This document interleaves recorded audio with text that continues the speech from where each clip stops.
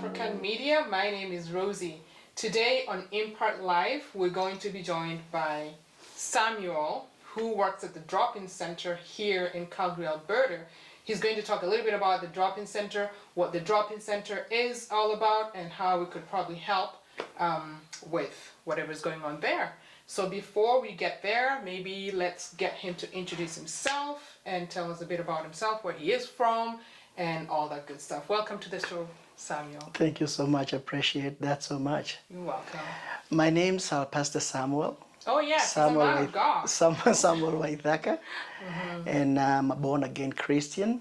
And then God opened up an opportunity for me to minister. And so that is one of the most fundamental things that I feel builds up the platform of who I am right now. I like to minister. That's my calling. I was born in Nairobi, a place called Kabete, in Pumwani Hospital. A whole bunch of years ago. I don't want to get into my age. Okay, that's fine. And then through the grace of God, my dad was working in Kabete, a place called Rua Kabete, Central Artificial Insemination Station. And he was a veterinarian. The Lord God blessed him to have a piece of land in Naivasha. And so he moved us all to Naivasha. And so another big fraction of my life was in Naivasha. So was he a pastor too? Or? No, he was a veterinarian. He was a veterinarian doctor. He was very, very, very, very intelligent man. God has taken him to be with him. But during the time that he was walking on the surface of this earth, he really molded me to be who I am because of the diligence of what he was doing. As I told you, he was a doctor. He was a veterinarian doctor. He started up this program of embryo transfer, bringing, there were cows that were coming from Belgium. They were called the Belgian Brews, big animals that were having extra muscles. And so I would see my dad harvest the embryos out from them. And he would inseminate and make those embryos and put them into the local cows that we had in Kenya. No, that was in Nairobi. And also in Thika. And that landed him a very nice good job with the Standard Chartered extract management company that had lunches. And so that's how we all ended up going to Naivasha. We left him all by himself. So he was in Nairobi. This is before you moved to Naivasha? Before we moved to Naivasha, yeah. So we moved to Naivasha, started our schooling back again there. But my dad landed another job. He was being fished up by all companies. And so this Standard Chartered Extract company in Thika got him, and then he moved me and my brother to go and finish our high school over in Thika. Oh, wow. And that is how we ended up going to Moranga schools. Oh, my goodness. You were all over Kenya. So we were all over Kenya. Okay. So we ended up being in that school. And I think on my second year in school, that's when I met Jesus Christ as my personal Savior. That early. It was in CU. I remember that very clearly. This is in high school, right? In high school, yeah. I went right in front of everybody in the Christian Union and committed my life to Christ. Wow. Majority of the people who we went to school with can remember. And I started shining out from there. I became the school captain, very active with the Christian Union. And I was nicknamed Kasisi. I was called pastor right before I became a pastor. Wow. Yeah, so after that, we went back home. And I had nothing else that was in my mind. I just wanted to go to a Bible college. I tried a Bible college in Nakuru, and it did not work. But shortly after that, I made an application at Bethany Christian College. And I joined Bethany Christian College, where I did my diploma in Bible and theology. And then after that, I became a chaplain in a small little school called Everin Memorial Christian Academy. Where is this? It is in Naivasha. Oh, okay. Yeah, and I only lasted there for 2 years and went back to Nairobi. Okay. So when I went, like it, or? It was kind of difficult working. I worked there. There was quite a lot of struggle at the working place. I did love what we were doing. Everin Memorial Christian Academy was specifically targeting the abandoned children. And we were going to the streets to get these children and and they were given education and So these living. are like just the chokora, which is... Yeah, as a matter of fact, that's exactly who they were. They were from the streets. We did that street work a lot. Okay. And then they were a beautiful, nice formal school. So you would provide homes, like a school and like dormitories for There them? was like a boarding school. Oh, wow. There were dorms, but I was the one. So then if they're from the streets, you know how, in Kenya they close school at some point, people go home. Yeah. Where would they go? They stayed in school. They stayed in school all throughout the year. They were just building and working in the school compound. And the funding was not quite a lot. I remember there was quite a lot of struggle. So the children were doing quite a lot, which I think I did not really like.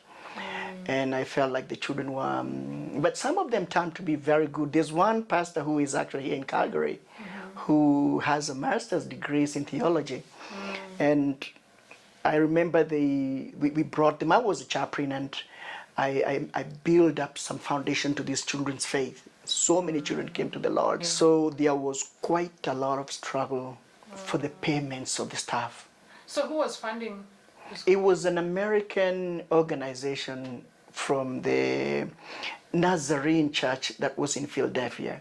Okay. They were the ones who were funding up the program. Okay. But I think the administrators who were there were not doing a very good job in matters of keeping up the staff. Or no, hence the children are working. Hence the children, and the children also kind of like did not live very, very decent lives. They were really struggling, yeah. But I think I made my decision to leave, and I left in good terms, yeah. Sorry to cut you off, but like Matters Children is very close to my heart. Because I've also worked with an organization that's dealt with children specifically. Sex trafficking and stuff like that. Absolutely. And so for me, when it comes to children, it could have touched your heart and your mind. Is because, sorry? Is it still existing? Or no, the school does not exist anymore. It was existing and it was kind of coming up very good. But just because of that poor management, proper accountability, I think the funders of the program started giving up, and then the children started getting back to the streets. Some of them were good. They went out and graduated high school. But it was not what I think was meant by the people who were funding. So for that very reason, I left and I went back to Nairobi. So the vision was messed up? The vision was messed up, and the children seemed like they were abandoned again. So I went back to Nairobi and I caught up with another pastor called Pastor Karanja. He was preaching at the Lerwe Gardens in Nairobi. And we started preaching there at Lerwe's. Wow, okay. I preached in the city for maybe 2 or 3 years. So you were also a street pastor? I was a street pastor. Wow. I preached there way too much. It was, I feel like I denied myself an opportunity there because it was getting on well with me. Wow. We were preaching there. The little sadaka, that was the offering that was given, we would share, and everybody would go home with $80, $70. Wow. 70 shillings, which was actually good. Get a meal. Being a street pastor is not a joke. It was beautiful. We just preached there, and I think I remember those were the best days of my life. Wow. While I was still in street, I got another call to go back to my Kenyan Anglican church, which I was. Okay. So, and then I secured an opportunity to minister, and I was given 12 churches. 12? All of them scattered all around. Wow. And I started preaching with these 12 churches. So then, when you went to school to train as a pastor, did you train as an Anglican pastor? It was an interdenominational school, but I was an Anglican. Okay. I was an Anglican. So I did lack one part. The liturgy, the Anglican liturgy part. And that is the reason why I went back again to my church, so that I can finish and complete that liturgy part, that Anglicanism. Okay. And so I started doing that, very important. Which was very important, as a matter of fact, for being a minister in the Anglican church. Right. So I did work and different reverends. But one, I remember he's late now, he's Reverend Theuri. We worked with him quite a lot. And we had 12 churches, Wow. And it would take me a long time before I would go back to the other church. I had a small little bicycle. Oh, boy. And that is how we did actually manage the parish. Wow. And I think it was when I was ministering with the Anglican churches of Kenya that I got the opportunity to come to United States. Okay. Yeah, so I bid everybody goodbye, and I made my way to United States, and I landed in Ohio. So did you come to school or? No, I came to visit. Oh, okay. And I visited for a long time. You're still visiting? I'm still visiting, yeah. Yeah, I visited for a long, long extended period of time. So how was that? What was actually the biggest culture shock for you between Kenya and Ohio? Kenya and Ohio, when I landed over, I was so fresh, coming from school, coming from parish setup, landing over, I'm all by myself. But I was quite outgoing. As we had spoken a little earlier, I ended up getting into this Baptist church. Oh, they welcomed me so well. Is that not a big difference? There's a big difference. There's a big difference, yeah. But the Americans do not embrace the Anglicans so much. The denomination thing is not a big deal. Yeah, here is not like back home. Not yeah. But Anglicans are not really embraced in United States because they are under the Queen. And the Americans feel being led by the Anglican Church, there is that divided loyalties that you will feel like you're under the Queen. And the same with the Catholics. That's why the Catholics and Anglicans are not so popular in the United States. But there's that division between church and state, though. There is, yeah, there is, but it really dictates a lot. Like any government's thing to hold on. The Baptists in America, especially the Southern Baptists, they've got to dictate or pull strings. They're very influential. Wow. I don't think there's any president who would turn to become a president with a proper endorsement of the Baptist. Oh. Especially the Southern Baptists in South America, in the southern parts of America. So that means it's such a big deal then? It's a big deal. Wow. Quite a big deal. So I think that is, everywhere in America you find, like every corner there's a Baptist church. And that is why they became so popular, which is different from here, where Anglicans and the United Church are the most popular here in Canada. But in the United States, the Baptists are the most popular ones. So then you ended up in this. Baptist? Oh yeah. So did you also minister? I did minister. Okay. They welcomed and opened up their arms. Nice. And there were this aging population. I think the youngest person there was like about 60 or 70 years. Wow. But they really loved me. They took care of me and gave me an opportunity. I thought they were just limiting me to that church, but they kind of like opened an opportunity for me to go to all the metropolitan Baptist churches. Wow. That was beautiful. It was beautiful. God was good. And then there is all this mixture of work and church. And to be honest with you now, I was focusing in working so that I can support my family. And so my work schedules would collide with my schedule. And so I started working. So you're working elsewhere apart from apart from the church, which is actually very common in these developed countries. Majority of even ordained pastors, they always have a side job on the side. Otherwise they can't make it. They cannot make it. So I did quite a lot of ministering, and at the same time I worked with a hospital called Mount Carmel Hospital. In Ohio.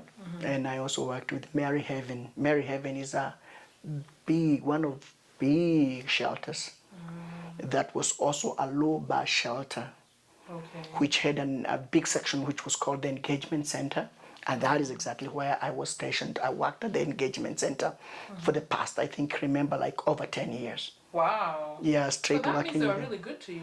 Yeah, I did work with the homeless community in the United States. Like for beautiful big fraction of my So life. that gives you a good background of like dealing with Absolutely. homeless people. Yeah, it did give me a very, very good. And in the course of that, I was struggling to get myself granted up to stay in United States, which was becoming difficult after every application, Wow. And it was hard, it was difficult. I was getting denials, intentions for denials. I would get Why? beautiful, Were they giving any beautiful, reasons? yeah, genuine reasons, yeah. Because I was seeking asylum and my story was not holding up the ground properly. And so just because of the first denial, the second one was also very, very difficult. And undocumented people in the United States are so many. When I left, it was a little over 11 million undocumented people in the United States. So you can tell, like, if you put an application, it can take over 2 years before you even get a response. Wow. So all what they do is to keep on renewing your work permit, and you feel comfortable. Years goes. Within a very short time, 5 years, 10 years are gone. And at least you got some experience. You can't really say that it was painful and a waste of time. At least you got a little bit of experience. I did get so exposed. I got so exposed, because my working place was not very discriminatory. I would feel given opportunities. I felt really exposed. I was properly well trained, and I engaged quite a lot with the homeless population in the United States. Yeah, quite a lot. I've never been to Ohio. Does it get like super cold like here? Absolutely, yes, it does get cold. But the worst is that it's an area of tornadoes. Ooh. So the weather there can be very brutal, especially when it comes to tornado. But every house, even house like this one, it should be having a tornado shelter. Yeah, that was one of the things that when I came here and there was no tornado shelter, it kind of shocked me, like how you guys, thank God. I would drive to work, and by the time I come back, I would find a complete full neighborhood leveled down. Oh my goodness. Yeah, and like nothing happened. It was, so I saw where would that. People go? To shelters? Not shelters. They will die. They will literally die. You'll just see it on the news. It was very, very brutal. Oh. Tornadoes is not something And that happens a lot. And it happens a lot. So when does it happen? In the summer or in the It happens pretty much in July. Pretty much close to. Summertime. No, after spring. After spring, when we're heading over to the rainy season, that is when I would see, when we're just about to enter into summer, that's when there will be those tornado warnings and tornado episodes. Yeah. So April, May, June there. Something like that. Yeah. Yeah. So I lived there.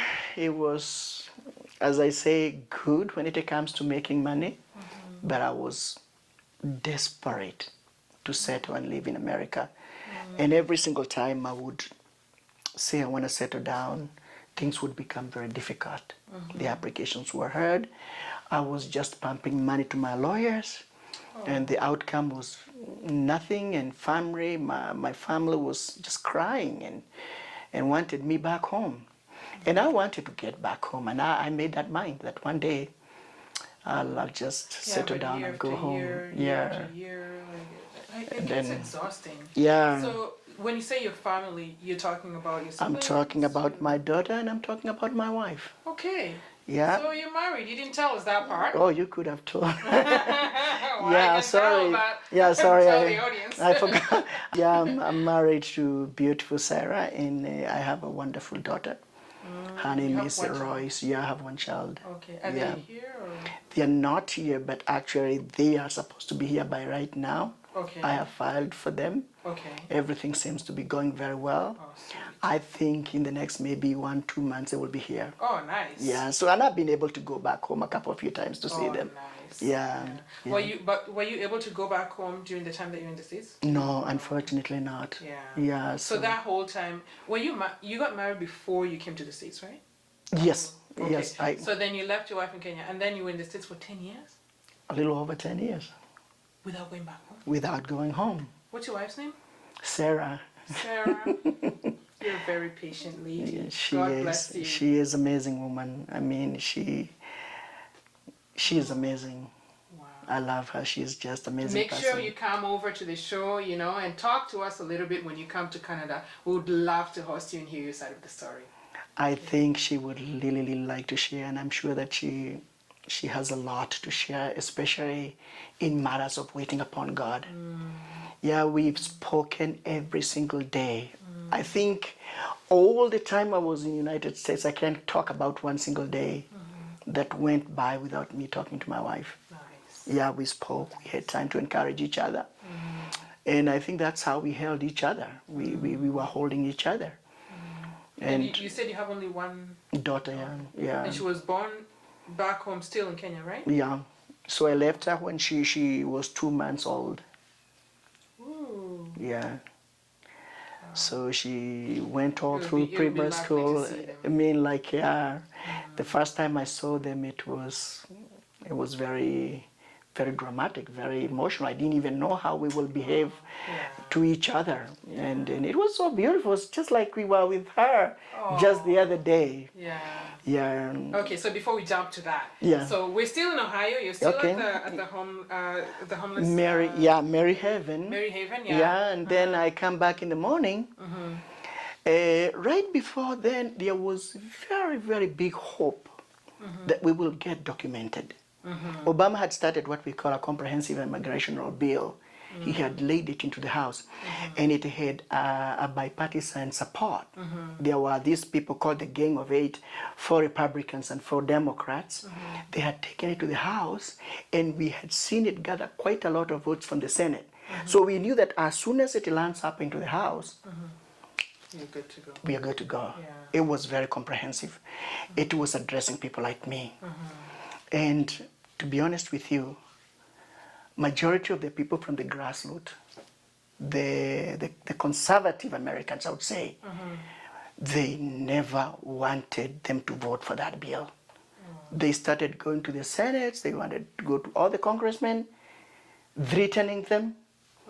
And when they took it to the House, John Boehner took it and killed it on the arrival. And we knew it had gathered a bipartisan. And that is where our trouble started. Like, we were not wanted, to be honest with you. That is exactly what I think. We were really not wanted. You could tell now the atmosphere, people were really talking so bad about immigrants. We were called the Aryans. We were called all kinds of bad words. We were sick, we are coming to bring poverty, we are coming to take money from them. You've worked for them for 10 years, These a decade. Like, these are people You've we are been working. renewing your visa as well, so you're paying to the government. Not the visa, the work permit. The work permit. Yeah. So that means you've been funding the government somewhat, you know? And that is one of the problems with America. And even actually right now, I would say shame onto them. Because the sweat of the immigrants and the way the immigrants are struggling up. You go right now, go to Amazon there and open up the door. All the people who are behind, who are making things happen, are the immigrants. You just go to like Tim Horton. It's only 2 people who are indigenous people, the people who are the citizens, American citizens. They don't have Tim Hortons in the States, do they? They do not. They have the Starbucks. Starbucks. Or what's the other one?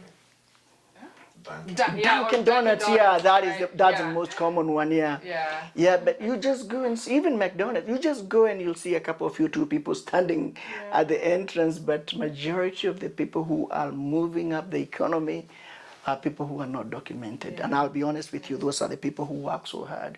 They are in nursing homes, they are in group homes, they are everywhere.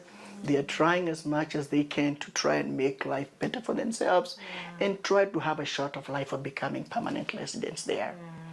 And I just feel sad that it would take that long, because like there's a reason why you want to start to be there, to be among them. There's a reason why you choose to sacrifice your family to be there, because you're seeing something better. And that is exactly what we were saying, and that's what the bill was talking about. We already contributed to the economy. We are there. We are not committing any kind of crime. Like, I was there for all those years. I've never seen, apart from a traffic police, small little traffic offenses, I don't know how a jail looks like. I don't know what crime looks like.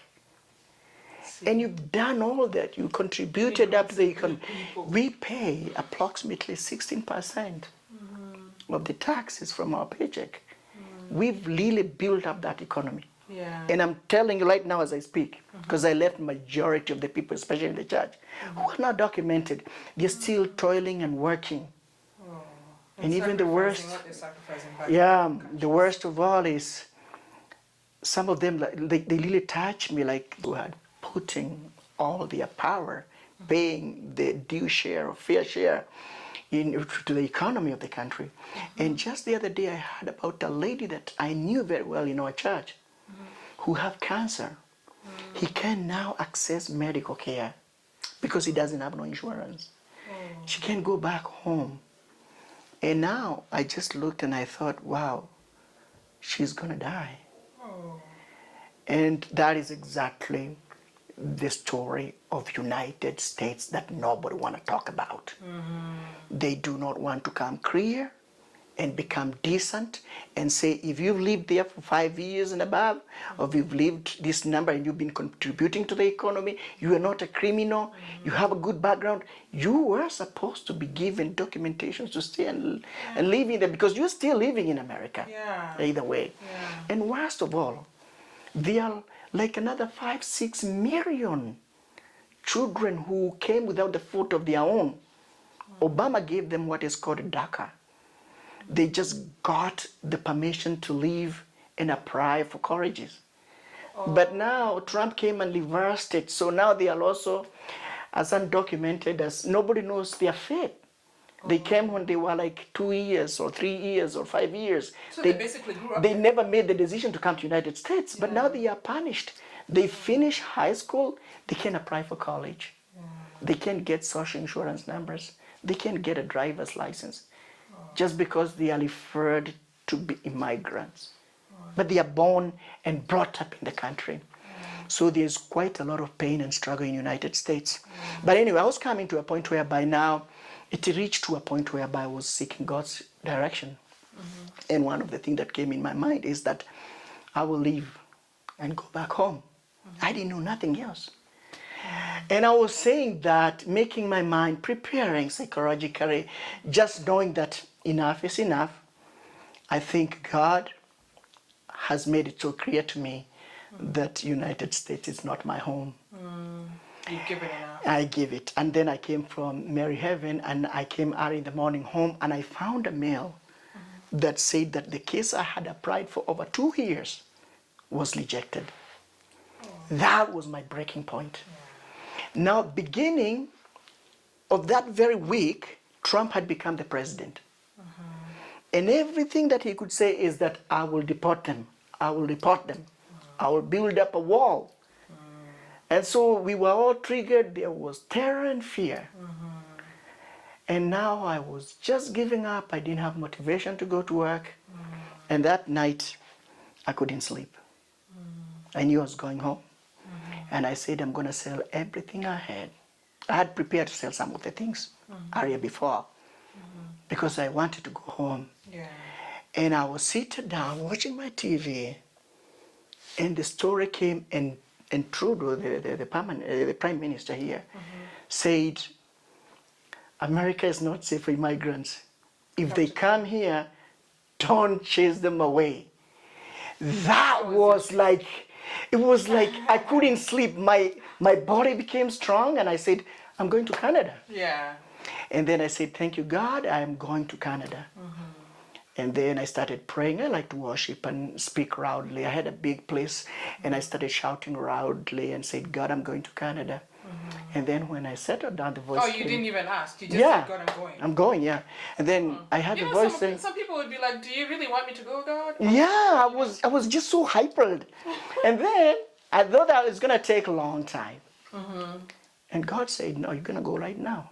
I said, no, this is not possible. I can't just leave. You know, I have 2 cars, I have a house, I have chairs. And then I started reluctant, but I called over to working place and I said, I'm not coming tonight. Because I had not made up my mind on what but I was 100% sure I'd be leaving to Canada. So on that very day... This is just based on what our PM had said? Yeah, just based on that. Nothing else. I didn't build my story on anything else. Yeah. I built on him saying, you are welcome. That's it. And so I went back to roll out. And you know, funny thing, in America, everybody is so nervous. You walk around, you're afraid. And when I walk around out, I felt so much fear. I came back into the house. That's how you know it's not from God. I said, no, I'm going. I'm leaving. Then I said, God, when am I going to leave? In 1 month? In 2? Because, you know, I need to prepare. We have a church.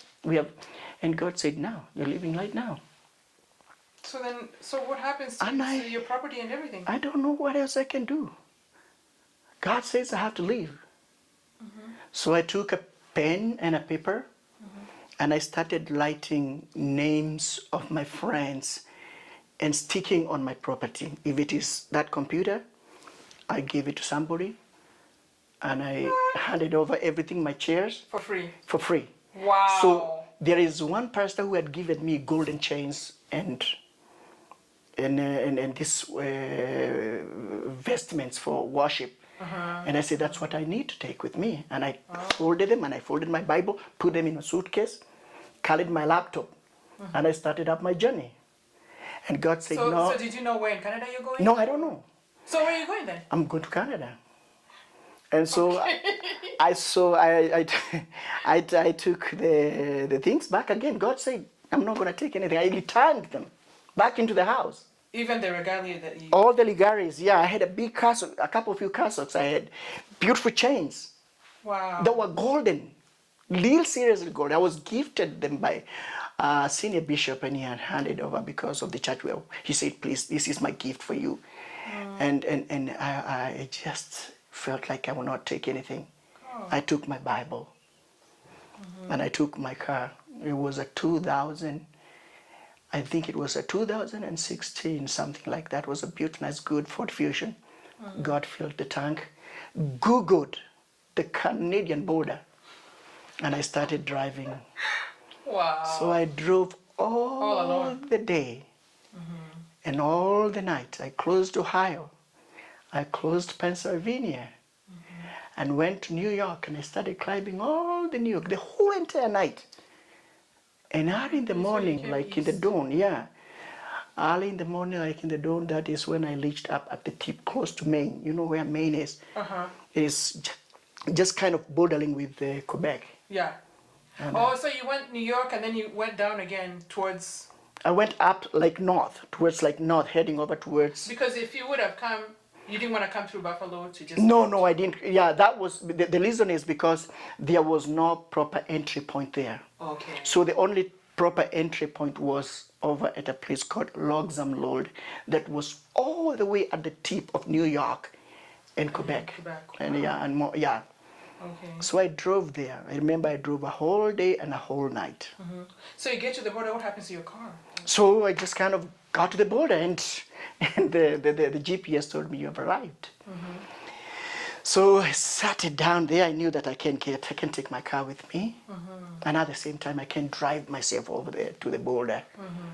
And while I was contemplating, I took my phone and then started like recording myself praying and thanking God for giving me the time that He's given me in the United States.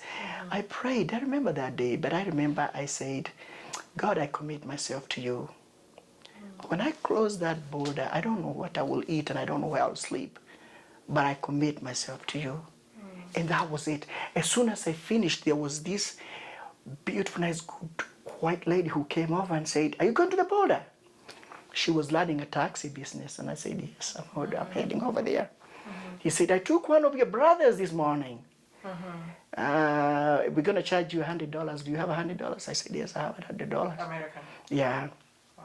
And then she said, okay, I'm going to go take a smoke. After the smoke break, I'll come back. Don't talk to anybody else. I'll take you there. So what did you have apart from your Bible and your laptop? I had another suitcase that was full of clothes. Okay. And I had the laptop. So what season was this? Was this kind of close to fall? Oh. Okay. Yeah, we are heading now to fall. Okay. So the woman came. She was very kind, and And then she said, oh, we are ready to go. I said, no, before we go, I've got a couple of few things to tell you. So you see that car? That is my car. That's what I came with. And the question was, who are you going to leave the car with? And I said, I'm going to leave it to you. To the lady? Yeah. This is just a stranger. You don't even know. A very prime, fresh stranger. I said, I came with the title of the car. I have the paperwork. All you need to do is to put your name and go change it at the registry, and it's going to be your car. Wow. She was shocked. Then so she you said, gave her the car, and then you also gave her $100? Yeah. Wow. Then she said, are you going to do that? I said, yes. She took a phone, called her husband, and then said, then we can't leave the car here. You have to follow me to my house so that we can leave one car and to take one another car. And I followed her. That was so risky. We went down deep into like this deep place that you couldn't see houses but trees, and I was wondering, where are we heading to? And we came through this like trailer hood, and that is where her husband was. The husband was super kind and came over and said, hey, I heard what my wife told me about you. I'm the one who's been taking people to the border, but unfortunately I got sick and my legs can't work anymore very well. But, you know, I made some coffee for you here. Take a cup of coffee, and if you want to refresh yourself, the shower is there. And I said, no, I don't want all that. I just want to go to Canada. You were done. Yeah, I was just done, yeah. So on that particular time, then the voice of God came and said, don't take anything but Bible. Now I had the laptop. I had so much luggage in the trunk. I said, I'm not going to take anything. If so you left the car and the stuff in the car? Even the laptop now. I gave them the password. Oh! I was left with the Bible like this. Man and I God. took off all the way. Wow. And I hit the border. So they drove you, right? They drove me very well, yeah. They drove me, and then they gave me the proper instructions on how to behave when I reached the border. But when we were heading over, the United States Border Patrol, they were signaled. I think there are so many motion detectors, and they were triggered, and they started coming, and I could see all these cars now coming and zeroing towards us. And the lady was telling me, don't say anything, don't panic, let's keep going. If they speak, I will speak. And they never pulled us. We just handed over to the border. And then all of a sudden, we reach a place where there's nothing, and he said, this is a border. That's Canada. It was only a small little pillar like this. And he showed me, you go there, stand up there, somebody's going to come and pick you up. Oh. And to be honest with you, when that door opened and I gave her the car keys, I took my Bible, I headed up there. The woman turned her car. I saw the United States Border Patrol and the woman moving that direction, and I was left at that place. That's when What's the Canadian... the feeling at that point? So confused. So confused. I have no idea what awaits me. And at that particular time, a soldier, Border Patrol from Canada came. There were two men. And they said, do you have a visa to come to Canada? I said, I don't have a visa. Are you a U.S. citizen? I said, I'm not a U.S. citizen. And then I remember he said, do you know that if you come, we will arrest you? I said, I'm aware of that. Were you aware? Yeah. Okay. And then they told me, take a step. And I took a step. And I was apprehended. They put some handcuff on me and they took me they handcuffed you? Yeah, they took me to detention. But now, this is not a very interesting thing. The way they did it, it was so humane and so gentle that I had never expected. And I felt, even though my tears were coming out, they were coming out because of joy, not because of the panic. You're handcuffed and you're joyous. I felt like I was free. And then they came over and sat me down and they started investigating me. And then the guy said, you know, if we find any criminal thing or any warrant of arrest, we are handing you over back to the United States. I said yes. So they were just questioning you? So they started to question me and they did a background check. And they did two of them. They did the CIA and the FBI. And then they did all the places I said that I passed through. Then there is a form of questions that I answered. And with that, then they told me that you were detained. So I was taken to this small little detention thing. So when they detain you, what's the crime? Entering the country illegally. I see. Yeah, okay. So that is a law I broke. And so they detained me and I sat down there for some time. And I think after an hour, one of them came back and said, hey, we went through, because they took my phone and my Bible, and they went through and they hooked my Bible, my phone, with some kind of gadgets, and you could see it screened up. I could see all details of my things, yeah. And they would question me, what is this, what is this, what is this? And I was able to answer very easily. Yeah, well, you're not hiding anything. And then the man said to me, I have everything I wanted from you. Now I know you, and you are no longer under arrest, but you will be at immigration or detention. Okay. So now at this point you're still handcuffed? No, they pulled, when I got into the cell, they took the handcuff out, yeah. So after that, they put me into another section where they did a medical, like somebody came to check if I have tattoos or, physical blood pressure, kind of things. Yeah, I think they drew blood and they did some blood work. Okay. And it was done like there very quickly and very, very gently, like super, in a very gentle way. And so I was taken out to the immigration or detention. But now it was a little more relaxed because 2 girls had closed the border from a certain country in South America. Yeah, they came after me. And so we are now 3.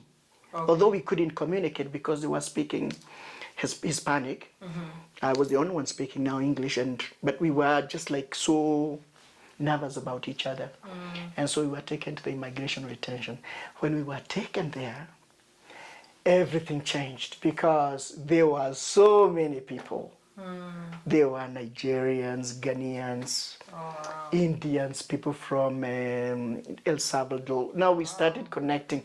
There were women with children. Now when you are, no, I was the only Kenyan, to be honest with you. I was the only one representing Let's Kenya. Say any other East Africans? There was one from Tanzania. Okay. But unfortunately, he was deported back to United States, yeah.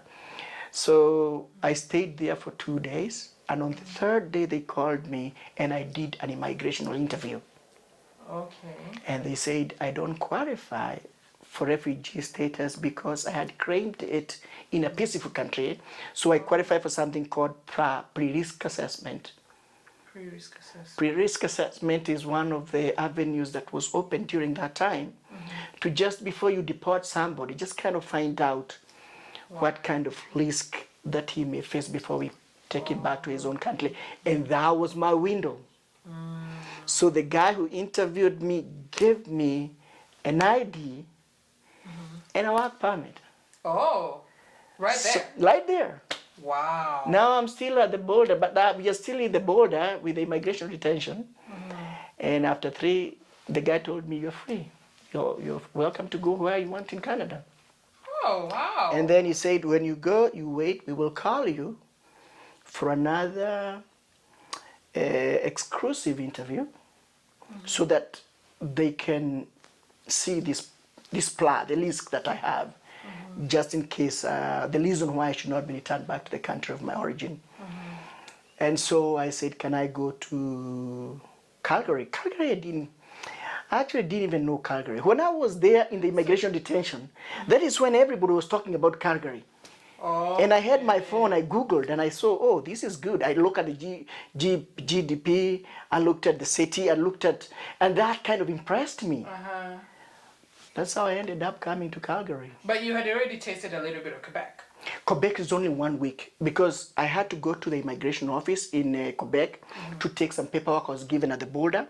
And after that, then I can go anywhere I want. So I stayed for 3, because it was a weekend, I waited for those 2 days. And on Monday, I was there in the morning, handed over the paper. And then they were very kind enough to give me the addresses of the place I want to go. So I said, I'm coming over to Calgary. So they gave me all the resources that I would need. Where I would get the legal aid, where I would get the newcomer center, the shelters, all kinds of things. Yeah. And that night I I paid for my air ticket. Wow. Took off to a place I don't know. And when I was coming, it was at night, at the middle of the night. Thank goodness you were able to actually even afford the flight. Oh yeah, I was able to afford the flight. Yeah, because there's some who probably cross the border. Yeah, and they have no even anybody. Yeah. But thank God that God was still faithful. Yeah. So I remember I was in the skies and I saw so many stars of lights, and I said, God, please, I want one of the places in those houses. And you're excited that this is now where my new life is going to start. This is my new, and don't forget that I only hold my Bible, nothing else. Small little sandals, a pair of shorts, and a t-shirt. That's all I have.